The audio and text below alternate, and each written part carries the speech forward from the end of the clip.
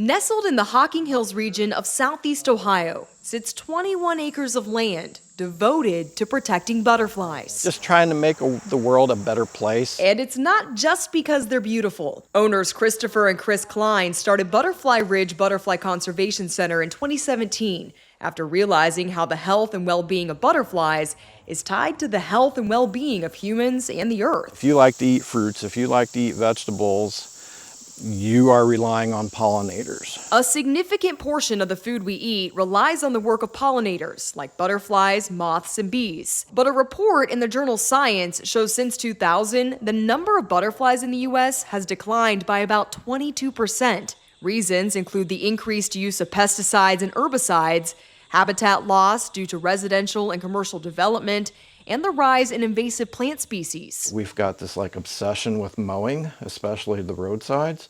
So that takes out that milkweed from the roadsides that we used to find when I was a kid. So yeah, it's a multi-pronged issue. But it's a problem that he says has simple solutions. He encourages people to reduce the size of their manicured lawns by 10%, an amount he says you won't notice, but that butterflies and other pollinators will. And then what you're not mowing anymore, replace with native plants, replace it with milkweeds, replace it with cardinal flowers. If you live in an apartment, he says you can plant native plants in pots on your balcony. If you plant it, they will come. So it doesn't matter how much of a property you have. If you just have the right nectar host plant, it'll work. You can also use safer alternatives to herbicides and pesticides, and think twice before you kill moths or other bugs. Consider taking the bug zapper down. Every year, he teaches the nearly 5,000 visitors at Butterfly Ridge about the importance of conservation. Randa Lynn and Gustavo Diaz plan to take what they learn home to Chicago. Not enough people are doing their part in